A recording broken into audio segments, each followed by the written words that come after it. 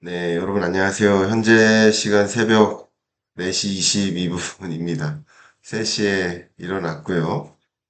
미국 FOMC 회의 결과가 새벽 3시에 발표됐고, 또 새벽 3시 30분부터 방금 4시 22분까지 파월 연준 의장의 기자회견이 있었습니다.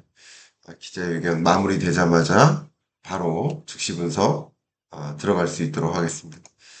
일단 여러분들이 예상하셨던 것처럼 기준금리는 4.5%에서 동결됐습니다. 기준금리는 동결됐습니다. 그러니까 마지막 금리 인하가 지난해였기 때문에 올해 들어서 있었던 지금 6월 중순까지 있었던 상반기 내내 약 6개월 동안 금리를 동결해왔던 것입니다. 높은 기준금리를 계속 유지해왔던 것이다. 이렇게 정리할 수 있겠고, 우리가 관심을 보였었던 것은 성명서였는데, 지난 5월 성명서와 6월 성명서를 비교해보면 큰 틀에서의 차이는 없습니다. 결국 FOMC 위원, 금리를 결정하는 위원들이 현재 미국의 물가나 경기나 고용이나 금리 인하 여부에 대한 경기 판단을 하는데 이 성명서에 많은 내용들이 담겨 있는데 여기 보시면 여기 두 줄을 제가 밑줄을 쳐놨는데 The unemployment rate remains low. 그러니까 기존에는 이 실업률이 안정적이다, 낮은 수준에서 계속 안정적이다라고 표현했는데 낮은 수준이다라는 것은 동의하지만 그렇다고 안정적이라고 보진 않습니다. 그러니까 고용시장이 현재까지는 매우 탄탄하고 최대 고용에 해당되지만 4.2%의 실업률이죠. 그러나 이게 안정적이라기보다는 지금은 낮은 수준이지만 앞으로 조금 더 올라갈 가능성이 있다. 실업률이 조금 올라갈 수 있다. 실업률이 고용 상황이 조금 안 좋게 전개될 수는 있다. 라는 것을 미묘하게 해석해 볼 수 있는 그 문장입니다. 그 부분이 달라졌고요. 또한 여기 보면 uncertainty about the economic outlook has diminished 이 표현이 나왔어요. 그러니까 향후 경제 전망에 대한 불확실성의 레벨이죠. 지금도 불확실해요. 근데 한 달 전에도 불확실하게 봤어요. 근데 그 불확실성이 다소 줄어들었다. 그러나 여전히 높다. 근데 한 달 전엔 뭐라고 했냐면 그 불확실성, 경제 전망에 대한 불확실성이 계속 올라가고 있다. 그러니까 불확실성이 계속 올라가고 있다라는 표현과 높은 수준을 유지하지만 좀 떨어지고 있다는 거는 미묘한 것 이상의 차이가 있는 거죠. 이 부분을 잠깐 코멘트 해드리면 FOMC 위원들이 특히 이 경제 전망을 볼 때 굉장히 중요하게 보고 있는 한 가지 정책 변화가 바로 관세 전쟁인데 관세 전쟁의 향방을 기존에는 전혀 알 수가 없었는데 그죠? 5월까지만 해도 이게 빠르게 협정할 건지 어떻게 될지 잘 모르겠지만 지금으로서는 관세 전쟁이 더 격화되기보다는 이제 그 격화됐었던 양상보다는 완화되지 않겠는가 하는 식으로 이 관세 전쟁의 경과를 많은 FOMC 위원들이 생각하고 있다. 이렇게 해석해 보면 도움이 되겠습니다. 자, 이제 가장 중요한 페드의 점도표, SEP, 경제 전망 이 두 가지죠. 자료 보겠습니다. 보시면 일단 경제 전망치가 올해 1.7% 성장할 거라고 생각했어요. 그리고 내년은 1.8%라고 전망했었어요. 기존 전망이죠. 3월. 근데 기존 3월 전망보다 경제 성장률을 큰 폭으로 하향 조정했습니다. 1.4% 성장할 것이다. 2026년도 1.6% 성장할 것이다. 그러니까 올해 내년 성장률이 종전에 봤던 것보다 더 안 좋아질 것으로 전망했습니다. 이게 관세 전쟁의 영향도 있겠고 또 중동 불안도 어느 정도 반영이 됐을 수 있겠죠. 어쨌든 경제가 탄탄하긴 하지만 아직까지도 탄탄한 겁니다. 25년 전망치 1.4%면 뭐 굉장히 나쁜 것까지는 아닙니다. 그냥 탄탄한 수준인 겁니다. 그래도 근데 이 정도 수준을 유지하지만 종전에 봤던 것보다는 안 좋다라는 거니까, 그러면 이 경제는 좀 안 좋게 보고 있네. 실업률도 비슷하게, 종전 전망치가 4.4%였는데 4.5%로 올려잡았어요. 내년 4.3%로 전망했다가 4.5%로 또 올려잡았어요. 이게 뭐예요? 종전에 봤던 것보다 고용 상황이 조금 위축되고 있다라고 전망하고 있는 겁니다. 앞에 성명서상의 그 뉘앙스랑 굉장히 일치한 거죠. 이 부분은 어쨌든 경제는 종전에 생각했던 것보다 안 좋아지고 있다. 경기와 고용이. 근데 물가에 대한 전망이 굉장히 중요하겠네요. 물가 전망치가 종전에는 2.7%였는데 3.0으로 올려잡았어요. 내년도 2.2%였는데 2.4%로 올려잡았어요. 역시 근원 물가 상승률조차 올해 2.8%로 전망했다가 3.1%로 올려잡았어요. 각각 0.3%포인트를 올려잡은 거예요, 올해를. 내년은 2.2에서 2.4로 또 각각 PC이든 근원 PC이든 올려잡은 거예요. 27년까지도 마찬가지입니다. 올려잡았어요. 그러면 경제는 안 좋아질 것으로 전망하고 물가는 고조될 상승할 것으로 전망한 거예요. 기존의 전망보다. 그러면 이게 스태그플레이션에 가까운 방향으로 경제를 전망하고 있는 거예요. 조금 더 과거에 전망했던 것보다 3개월 동안 지난 3월부터 현재까지를 비교해 보면 조금 더 스태그플레이션에 가까운 모습으로 미국 경제가 운영될 거야라고 전망하고 있는 거예요. 그런데 향후 금리 전망을 보면 올해 금리 전망은 3.9에서 3.9%로 유지했습니다. 이거 중요한 얘기죠.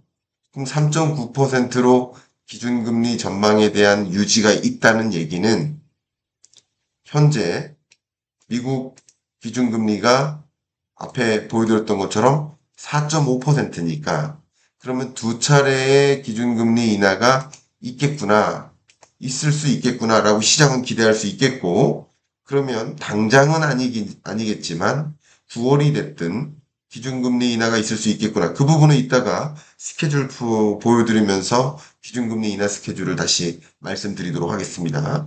그런데 중요한 것은 3.9%지만 26년, 27년에 대한 금리 인하 속도는 굉장히 빠르게 금리 인하하기보다는 3.4, 3.1로 빠르게 금리 인하하기보다는 3.6, 3.4, 3.6 결과적으로 목표하는 기준금리는 같지만 그죠? 중립금리는 같지만 그러니까 3%라는 기준금리를 향해 금리를 인하해 나갈 예정인 건 맞지만 그렇지만 금리 인하 속도를 빠르게 인하해서 3%로 가기보다는 점진적으로 3%를 가겠다라는 거예요. 그 이야기는 방금 말씀드렸던 것처럼 미국의 물가 상황이 생각보다 조금 더 올라갈 수 있다라는 그 불확실성을 더 많이 반영한 것이다 라고 해석할 수 있겠습니다.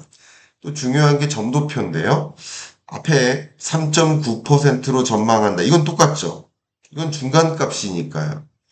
근데 결론부터 말씀드리면 중간값은 그대로지만 평균값은 올라갔다. 이렇게 말씀드릴게요. 12명의 점을 찍었어요. 12명의 FOMC 위원들의 점을 찍었는데 중간값은 3.9%예요. 그죠? 중간값은 3.9%지만 종전 이 점을 찍었었던 위원 중에 금리 계속 동결해야 된다고 생각하는 이 멤버들이 좀 많아졌어요. 3월 FOMC 점도표를 보여드릴게요. 이게 3월입니다.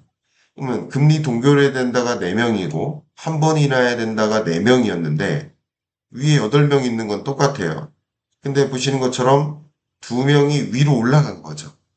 금리 한 번 인하해야 된다고 생각했던 사람들이 동결해야 된다는 생각으로 바꾼 거예요. 그러니까 금리를 인하하면 안 된다라는 종류의 생각을 갖고 있는 다소 긴축적 통화 정책을 유도해야 된다고 생각하는 매파적 의견을 갖고 있는 위원들이 더 매파가 된 거예요. 그렇죠? 그렇게 해석하시면 좋겠습니다. 다만 비둘기 파적, 그냥 단순히 보겠습니다. 이 비둘기 파적 의견을 갖고 있는 이 위원들은 여전히 유지하고 있는 겁니다. 그러니까 12명 중에 다소 매파적 의견을 갖고 있는 인물은 더 매파적, 비둘기 파적 의견을 갖고 있는 인물들은 그냥 그대로.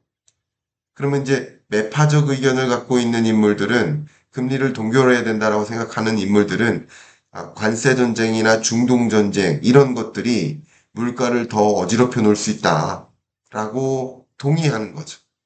이 위원들은 그렇게 해석해 주시면 좋겠습니다. 그런데 이 부분을 보시면 이 부분이 중요한데 일부 언론들은 반대로 해석하고 있더라고요. 보시면 미국 PC 물가 상승률에 대한 전망치가 뭐 지금 수준을 유지할 거야라는 전망보다 올라갈 거라는 전망이 많아요. 그리고 올라갈 거라는 그 위험이 지금보다 더 많아요. 그런데 종전 3월 달에는 이렇게 위험을 감지했다가 위험이 내려간 거죠. 그러니까 중간값 이게 올라갔고요. 이게 이렇게 올라갔죠. 그러니까 그 위험이 더 높아질 거야. 물가 상승을 야기할 위험이 높아질 거야. 라고 봤던 사람들이 좀 줄었고, 지금의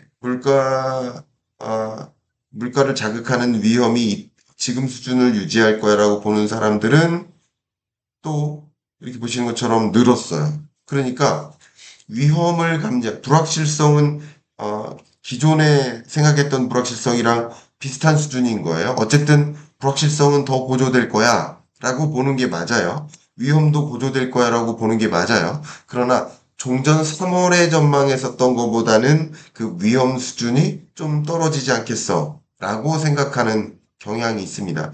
역시 이 근원 PC에 대해서도 비슷한 견해를 가지고 있고 이 S&P 점도표 상에서 굉장히 중요한 것이 바로 결과적으로 금리 어떻게 할 것인가인데 금리 인하 스탠스를 3%라는 중립금리를 향해 금리 인하해 나가겠다라는 것은 동일하나 종전에는 2027년에 3%에 도달할 것이다 라고 전망했었다가 이제는 27년이 아니라 최종 3% 수준의 금리는 아마도 2028년에나 가능하겠다. 이렇게 생각하시면 좋겠죠. 더 천천히 점진적으로 금리 인하를 해 나가겠다라는 전망인 겁니다.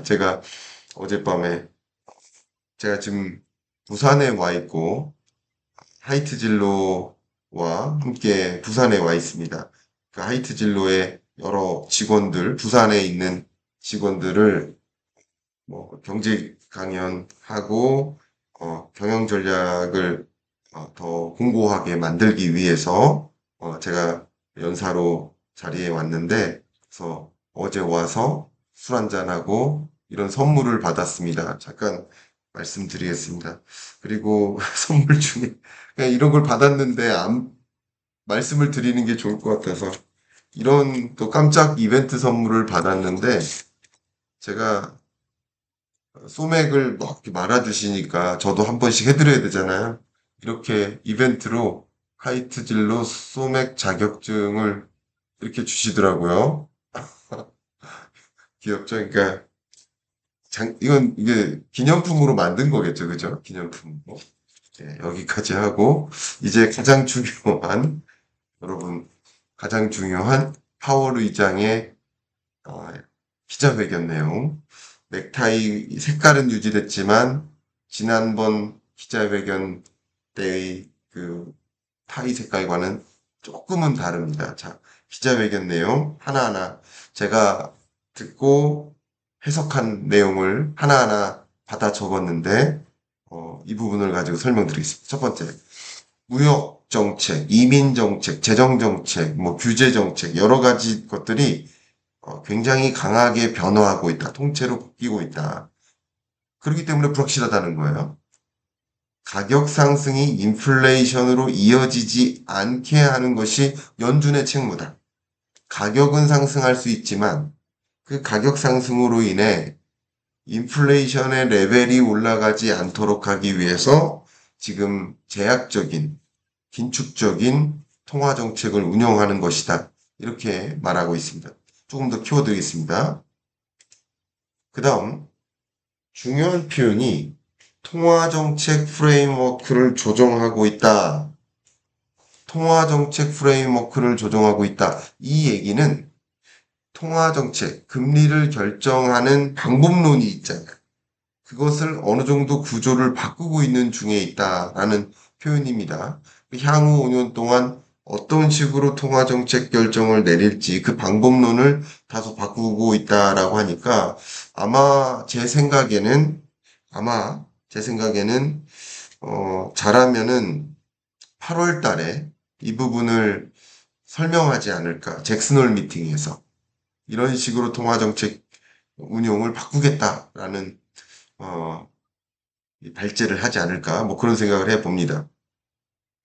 경기와 고용, 이게 매우 느리고 지속적으로 냉각되고, 그러니까 천천히 냉각되고 있는 거지, 급격히 경기가 뭐 침체되거나, 고용이 급격히 붕괴되거나 하는 상황은 아니다.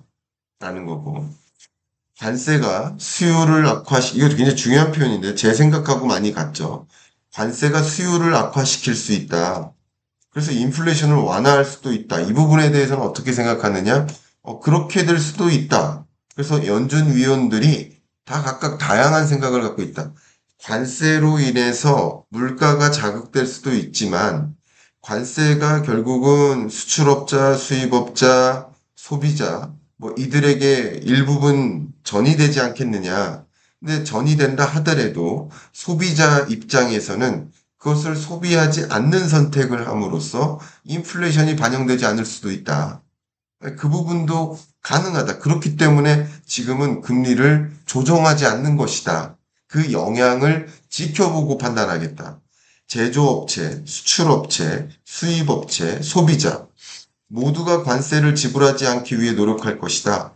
결국 관세는 누가 내요? 관세는 일단 수입업체가 내야 되는 거예요.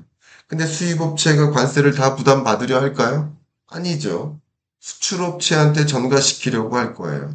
그럼 수출업체는 그 부담을 다 나홀로 전가받고 싶을까요? 제조업체한테 전가시킬 거예요. 그럼 제조업체는 나홀로 관세의 부담을 전가받고 싶을까요? 공급사슬, 밸류체인 상에서 앞단에 있는 공급업체들, 그러니까 중소기업들을 더 쪼일 거예요. 이게 굉장히 안 좋은 건데, 그러니까 이게 결국은 관세에 대한 부담이 여러 경제 주체로 전이된다. 그러면 여러 경제 주체 중에 일부는 소비자에게도 전이되지 않겠느냐.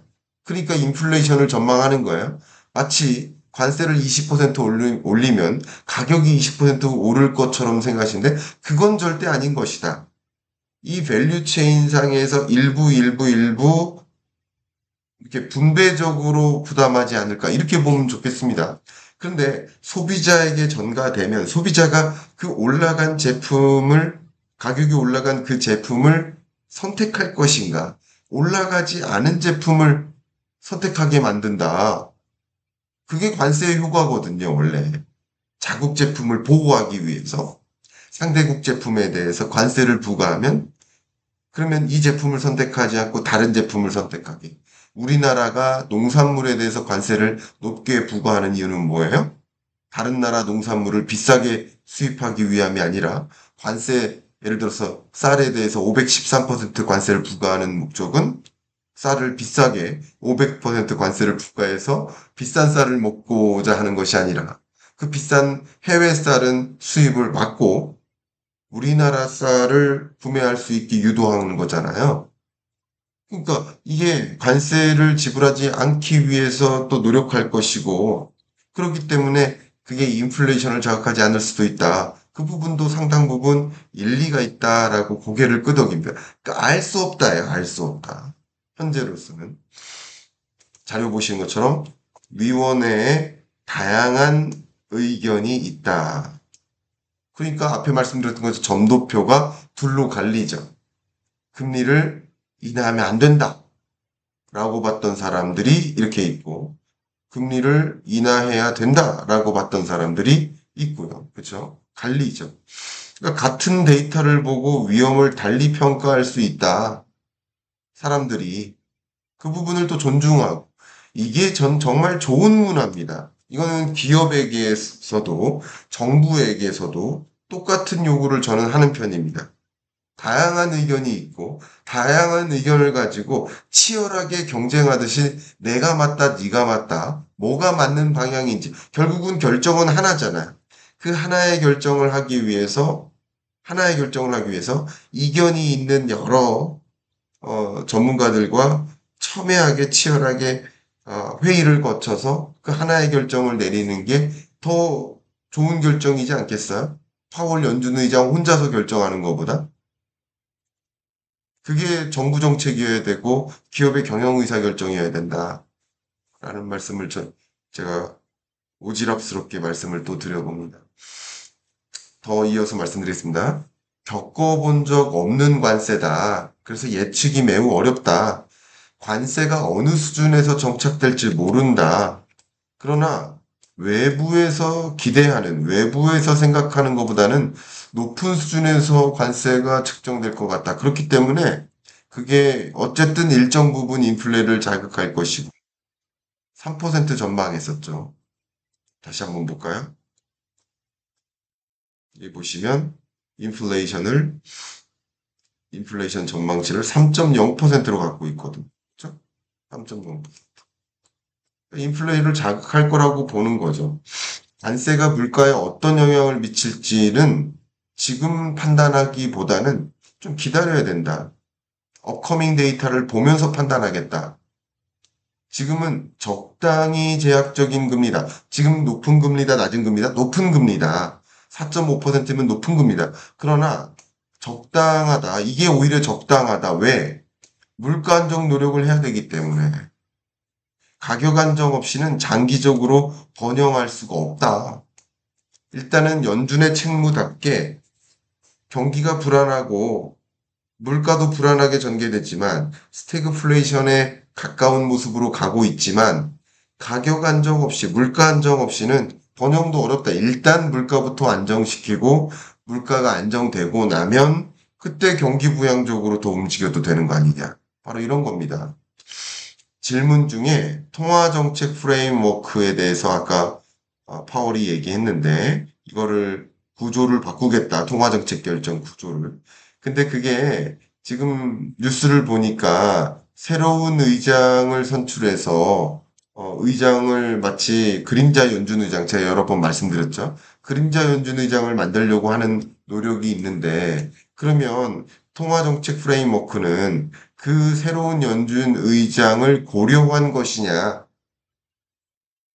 근데 파월은 새로운 의장도 이 통화정책 프레임워크에 대한 판단이 달라지지 않을 것이다.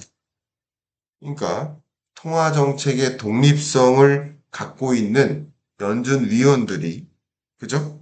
통화정책의 독립성, 의지, 그런 의지를 갖고 있는 연준 위원, 연준 의장들이 통화정책 프레임워크를 만드는 것은 더 독립적으로 적정한 금리를 선택하는 여정을 만들겠다는 의지인데 새로운 의장이라고 달라지지 않을 것이다 라고 자신의 입장을 표현했습니다. 이스라엘 이란 전쟁에 대한 질문도 있었는데 이게 에너지를 급등시키는 건 맞다. 에너지, 국제 유가 등을 급등시키는 건 맞다. 그러나 현재로서는 단기적인 인플레로 보고 있다. 왜냐하면 이스라엘 이란 전쟁의 경과도 알 수 없기 때문에 현재로서는 단기적 인플레, 그러니까 관세 전쟁도 단기적으로 인플레를 야기하고 다시 하향 안정화될 것으로 보고 있듯이 역시 이스라엘 이란 전쟁도 장기전으로 현재로서는 가정하기 어렵기 때문에 에너지 가격을 급등시키지만 단기적일 것이고 그게 인플레에 큰 영향을 미치지는 않을 수 있다라고 보고 있고 또 이런 표현을 했어요. 미국이 국제 유가,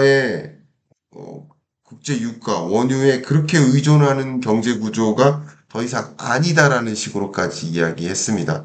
왜요? 미국이 스스로 원유, 자국 소비분을 스스로 생산하는 비중이 늘어났기 때문에, 자급자족 비율이 늘었기 때문에, 수출도 늘었고 했기 때문에 국제 유가가 오른다고 그게 인플레에 반영되지 않을 수 있다라는 입장인 겁니다. 자, 지금까지 말씀드렸던 것들을 한번 몇 가지 데이터를 통해서 정리를 해 본다면 이렇습니다. 자, 세계 주요국들이 금리를 인하하고 있어요. 금리를 인상했었던 이유는 22년에 인플레이션 때문에, 금리를 지금 인하하는 이유는 디스인플레이션, 인플레이션율이 2%라는 목표 수준에 가까워지고 있기 때문에 그렇게 볼 수 있겠죠. 자, 유로존도 인플레이션 때문에 금리 인상한 것이고 디스인플레이션 때문에 금리를 인하하는 것이다. 이렇게 보시면 제일 편해요. 한국도 인플레이션이 발생했을 때 금리를 인상했었고 이제 디스인플레이션 현상이 일어나서 목표 수준 2%를 근원 물가는 1.9%로 밑돌고 있는 수준이니까 금리를 인하하는 것이다. 이렇게 보면 좋겠죠. 근데 중동 전쟁과 이 관세 전쟁 때문에 연준은 신중한 통화 정책 기조를 유지하겠다라는 개념입니다. 왜? 국제 유가가 정점을 찍었을 때, 이게 22년이에요. 로우 전쟁 때. 그때 인플레가 정점을 찍었던 거예요. 근데 국제 유가가 꾸준히 하향 안정화됐죠. 물가 상승률도 디스인플레이션이 나타났던 거예요. 그렇죠? 실제 CPI의 흐름하고 매우 유사합니다. 이 흐름이. 그런데 지금 중동 전쟁이 발발한 이후로 국제 유가가 굉장히 가파르게 이렇게 치솟고 있습니다. 물론 지금의 국제 유가 수준은 많은 사람들이 우려할 만큼의 뭐 85달러를 초과하거나 100달러를 초과하거나 그 러우 전쟁 당시처럼 22년 초처럼 뭐 125달러를 초과하거나 이런 수준의 공포스러운 국제 유가를 기록하는 건 아닙니다. 왜냐하면 글로벌리 원유 수요가 매우 낮은 상황이기 때문에 중동발 공급 문제가 발생해서 일시적으로 국제 유가가 상승할 수는 있지만 근데 기본적으로 수요가 둔화된 상황이기 때문에 그렇게까지는 올라가지 않을 것이다라는 생각과 기대가 일부 있는 것입니다. 그러나 이 중동 전쟁이 전면전으로 치닫거나 미국의 참전으로 전개된다면 국제 유가가 적어도 선물 시장에서는 이렇게 치솟을 수 있어요. 있어요. 그러니까 그게 어떻게 될지 모르니까 지금은 이 두 가지 불확실성을 놓고 금리를 그냥 덜컥 인하해 버릴 수가 없는 것이다. 상방 위험이 더 많으니까. 불확실해요. 그러나 상방 위험이 더 많다. 앞에 보여드렸던 그 자료가 바로 그런 겁니다. 그러니까 불확실하지만 상방 위험이 많다. 여기 자료를 보여드리겠습니다. 이거죠. 불확실성이 더 높다. 앞으로 더 높아질 것이다. 그러나 상방 위험이 더 높다라는 거예요. 지금처럼 유지할 위험보다. 그러니까 위험과 불확실성을 이렇게 구분하시면 도움이 되겠습니다. 자, 그러면 제가 가볍게 중동 전쟁에 대한 그 시나리오를 여러분께 말씀드리면 이란의 선택지가 좁아졌어요. 첫 번째는 핵 포기를 할 수가 있어요. 핵 포기를 한다는 것은 그냥 이렇게 그냥 선언하는 겁니다. 항복 선언. 핵 포기합니다. 항복. 이건 뭐예요? 이것을 통해 뭐 하고자 하는 거예요? 체제를 유지하고 싶은 거예요. 체제는 유지하되 핵을 포기하는 거예요. 그러면 미국, 이스라엘과 국교 정상화를 모색하는 수순으로 가겠죠. 근데 만약에 어차피 핵을 포기하거나 항복해도 그래도 체제를 유지할 수 없을 거다. 우리 어차피 죽을 거야. 이렇게 생각한다면 끝까지 저항하겠죠.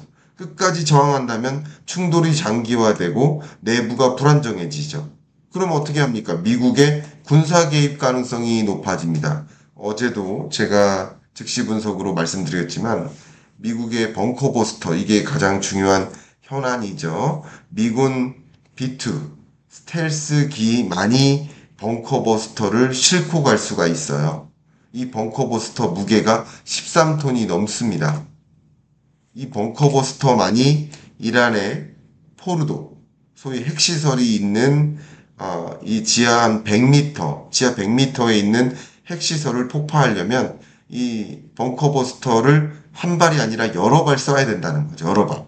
한 발 쏘면 이 한 발이 뭐 80m까지 최대 갈 수 있지만 두 발 쏘고 세 발 쏘면 깨트린 다음에 또 깨트리면 되니까 이런 식으로 전쟁하겠다라는 가능성이 있는 겁니다. 어떻게 될지 몰라요, 현재는. 그러나 연준 의장으로서는 어떻게 될지 모른다.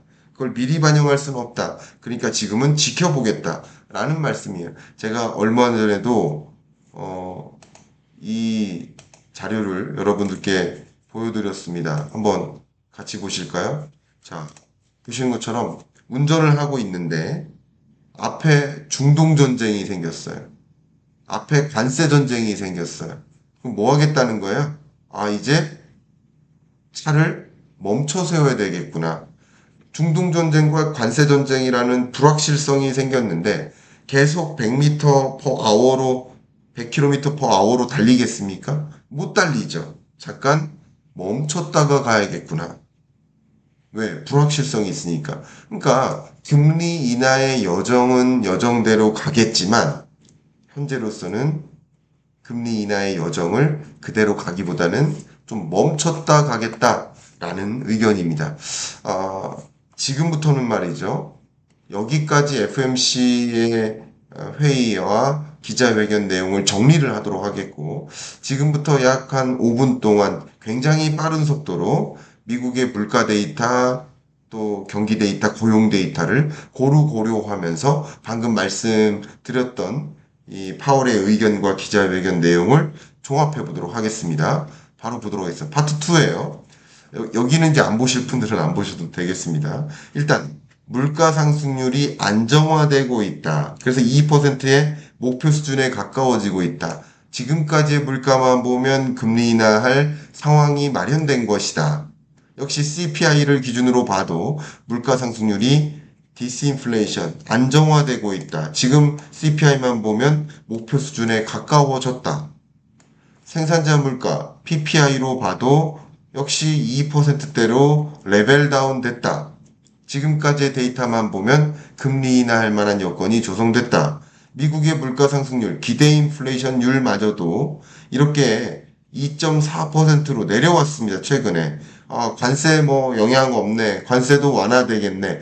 이런 것들이 반영된 거예요. 관세 전쟁에 대한 불안이 2.9%까지 끌어올렸지만 기대 인플레이션율을 이것도 내렸어요. 그러니까 여러 가지 지금 물가 데이터 4가지를 다 보여드렸는데 물가 상황만 보면 금리 인하할 만한 상황이 마련된 거예요. 그러나 앞으로의 불확실성, 앞에 말씀드린 2가지 불확실성이 있기 때문에 금리 인하를 좀 쉬어갈 필요가 있다라는 겁니다. 자, 경기 판단해 보겠습니다. IMF는 2025년 미국 경제를 1.8%, 내년 1.7%로 전망하고 있습니다. 종전 경제의 흐름보다는 낮아지고 종전에 전망했던 것보다도 낮아지긴 했지만 이 정도면 나름 아직까지도 견조한 흐름이라고 볼 수 있겠습니다. 그래서 미국 경제는 아직도 솔리드 페이스에 있다. 견조한 흐름이다. 고용 노동 시장도 견조하다. 계속 그렇게 얘기하는 이유가 그겁니다. 1분기 성장률은 마이너스 0.2%지만 제가 이미 설명드렸죠. 그것은 수입을 미리 늘려서다. 1, 2, 3월 달 동안 관세 전쟁 시작될까봐 미리 수입을 다 땡긴 거예요. 그 수입을 크게 늘렸었던 걸 빼고 생각해보면 미국 경제 성장률 거의 3%에 해당된다. 그러니까 미국 경제는 1분기까지 매우 좋습니다. 이렇게 좋은 흐름인 거예요. 그리고 2분기는 어떻는가? GDP 나우 아틀란타 페드의 전망은 3.5%로 전망하고 또 뉴욕 페드 같은 경우는 2.3%로 전망하고 있으니까 2.3이나 3.5나 2분기 경제도 굉장히 탄탄할 것으로 전망하고 있는 겁니다. 미국 경기 상황 정말 말 그대로 까딱없다 이렇게 전망하고 있는 겁니다. 자, 이제 마지막으로 고용 상황 전망할게요. 실업률도 올라가긴 했으나 종전에 높았던 실업률 4.2% 수준을 유지하고 있다. 최대 고용 아닌가? 4.5%를 밑돌고 있지 않는가? 역시 비농업 부문의 신규 일자리 증가분도 여전히 높은 수준을 유지하고 있다. 이 정도면 괜찮다라는 거예요. 그리고 임금 상승률도 뭐 떨어지는 것 같더니 다시 올라가서 3.9를 유지하고 있지 않느냐. 미국 물가 상승률이 지금 예를 들어 2.5%라고 한다면 임금 상승률은 그거보다 높은 수준을 유지하고 있다. 물가 상승률을 안 떨어뜨리게, 떨어지지 않게 방해하고 있다. 이렇게 보고 있는 거예요. 그렇게 기자회견 중에 이야기했습니다. 그만큼 미국의 고용시장이 탄탄하기 때문에 임금 상승률이 높게 유지되고 있는 거 아니냐라는 의견을 준 겁니다. 자, 지금부터 여러분께 말씀드려야 될 이야기가 바로 금리 인하 통화정책 기조에 대한 변화를 말씀드려야 됩니다. 자료를 보시면 FOMC 회의가 있기 전만 해도 금리 6, 7월까지는 동결하다가 9월에 인하하겠지. 또 12월에 또 한 차례 인하하겠지. 라고 시장은 생각하고 있었던 거예요. 근데 지금은 어떤 생각을 갖고 있을까? 보겠습니다. 지금 패드워치를 다시 돌렸더니 9월에 인하하겠지, 12월에 인하하겠지 하는 생각이 유지되고 있고요. 더 중요한 건 9월에 인하하겠지. 근데 12월에는 추가 인하하겠지 하는 마음이 83%였는데 근데 이번 점도표상에서 2번 인하를 예견하고 있으니까 이게 더 강해진 겁니다. 그러니까 이게 일정 부분 시장은 기대하는 부분도 상당 부분 생겼다. 이렇게 해석적 의견을 좀 드려보겠습니다. 그 다음 여러분들이 궁금해 하시는 게 오늘 발표됐었던 이 금리 결정, FOMC 회의 결정이 시장에는 어떤 영향을 미쳤을까? 이 부분이 좀 궁금하실 겁니다. 자료를 보시면 일단 국채금리를 떨어뜨렸어요. 왜냐하면 결정되기 전까지만 해도 셋이 발표되면서 시중금리가 막 올라갔었거든요. 왜? 매파적이구나 했는데 근데 뭐 지금은 뭐 그 정도가 아니네. 결정되기 전 단계를 향해 다소 내려오고 있어요. 그러니까 뭐 FOMC 회의 결과 내용이 뭐 사실은 동결했고 앞으로도 뭐 기존 스탠스를 유지하고 있어. 불확실하다고 또 얘기하네. 똑같은 내용인 거예요. 별 영향을 못 미치는 것이다. 이렇게 판단해 보겠고 역시 이것도 달러 인덱스도 그닥 큰 변화를 가져다 주지 못하고 있다. 이렇게 표현할게요. 그러니까 지금은 제가 여러분께 말씀드리지만 2022, 23년처럼 금리 결정에 따라 시장이 좌지우지되고 금리 인상기 때 또 24년처럼 금리 인하라는 금리 결정에 따라서 시장이 좌지우지 됐었던 그때의 느낌하고 달리 지금 시장은 금융시장, 주식시장 같은 경우는 다소 중동전쟁과 관세전쟁의 여부, 파월의 말 이런 것에 따라서 시장이 좌지우지 되기 때문에 뭐 그만큼 나머지 이 통화정책 기조는 별 차이도 없고요. 그죠? 그렇게 생각해 보시면 좋겠습니다. 자, 이제 끝으로 향후 통화정책 결정 과정에 대해서 의견 드리겠습니다. 자, 연준은 금리를 5.5%까지 인상했다가 4.5%로까지 인하한 거예요. 그러면 이제 미국이 생각하고 있는 중립금리가 3%니까 1.5%포인트만큼의 금리 인하가 남은 겁니다. 근데 이 금리 인하를 언제 단행할까? 매우 천천히 점진적으로 금리 인하를 단행하겠다라는 의견인 것이고요. 자, 그러면 지금 6월 FOMC 회의가 있었는데 7월에는 금리 인하 없겠네. 8월에 잭슨홀 미팅 때 통화정책 프레임워크를 어떻게 바꿨는지 발표할 것 같다라고 제가 의견 들었는데 뭐 이건 제 생각이니까 그때 할 것 같다는 생각이고 그리고 9월에는 금리 인하를 하지 않겠느냐라고 생각들을 많이 하시는 거죠. 그리고 이어서 금리 인하하기는 어렵고 12월에 인하하지 않겠느냐 이렇게 보겠습니다. 저도 이렇게 생각합니다. 다만 관세 전쟁의 경과가 어떤 식으로 전개될지 모르고 중동 전쟁의 경과가 또 역시 어떤 식으로 전개될지 모르니까 지금으로서는 예단하기는 어렵지 않을까 이렇게 의견 말씀드리도록 하겠습니다. 끝으로 여러분들께 공지 말씀드리면 제가 매주, 매월 여러 가지 줌 수업과 오프라인 특강 등으로 여러분을 만나서 소통하고 있습니다. 여러분들이 오피셜 클럽에 참여하기를 희망하시는 분들은 댓글 상단을 확인해 주시고 댓글 상단에 고정 댓글이 있습니다. 링크를 확인해 주시길 바라겠습니다. 제가